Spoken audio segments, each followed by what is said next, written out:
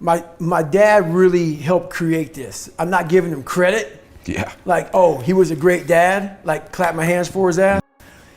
He helped create this because he was just that, he was a devil. You know, he was a guy that had to be very insecure, very beat down. Something had to happen to him when he was younger, because the way he treated me, my brother, my mom was just horrible. So he would beat us, my mom, my brother, me. And I'm not talking about like, oh, you got in trouble, so let me give you a whipping. When he was a drunk. Okay. So whenever he woke up, man, he woke up drinking, went to bed drinking. And that's just how it was. And when he get drunk, he just got violent. So my mom caught my dad cheating. We got home about 4 o'clock in the morning. So I'm about 7, 8 years old, and I hear some ruckus outside my room as I'm getting ready to bed down for the night. And my mom and dad are outside my room because there's a staircase right there. And my dad is smacking the hell out of my mom and knocks her almost unconscious, where she's kind of out of it, you know, she's kind of loopy. She falls down, he grabs her by her hair and drags her down the stairs by her hair. And so at this age, I'm sitting thinking, man, you know, what the fuck should I do, man? Like, you know, I'm scared, but then something in me saying, you gotta go and do something. Oh my gosh. But I'm scared to death of this guy because he's been beating the shit out of me since I can remember. And I mean, like, laying me out for nothing. And I'm sitting thinking, man, okay, man, like, what am I gonna do? So my brother, he and I were very different. When my brother would see the fighting, he would go to this room and hide. I didn't do that.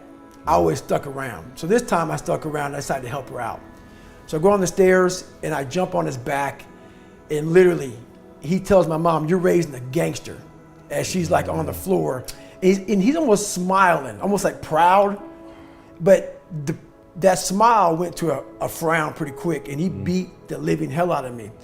And he beat me literally from my neck down to my ankles, like black and blue. So the next morning, I was gonna go to school half the day.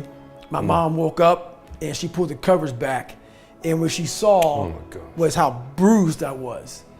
And so when she pulled the covers back and saw how bruised I was, I'll never forget looking at her face, because she used to write letters for me, you know, for me and my brother to miss PE because we were so bruised up from getting beaten. So, you know, hey, he's sick or whatever. And so, you know, she was lying a lot for my dad. So this particular day, she didn't write a letter. But when I laid in the bed and looked up at my mom and she pulled the covers back, I'll never forget looking at her face. And her face is tattooed in my brain. And why I say that, this past year, I got the VFW award for Americanism Award. And if you Google David Goggins VFW Award, I'm in front of 5,000 veterans.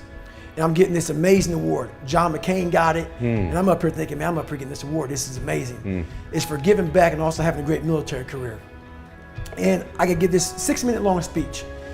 And I'm up there, man, I'm talking, and I'm thanking people who helped me out. And I get to my mom, she's sitting back, you know, she's sitting right here on stage, but behind me. And I haven't cried in 30 years. I can't even picture it. Haven't cried in 30 years, I just don't do that.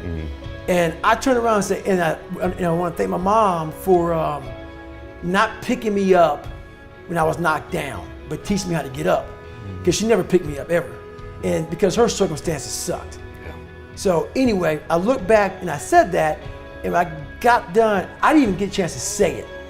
I looked at her eyes, and my head went right back to her face when she saw me bruised up.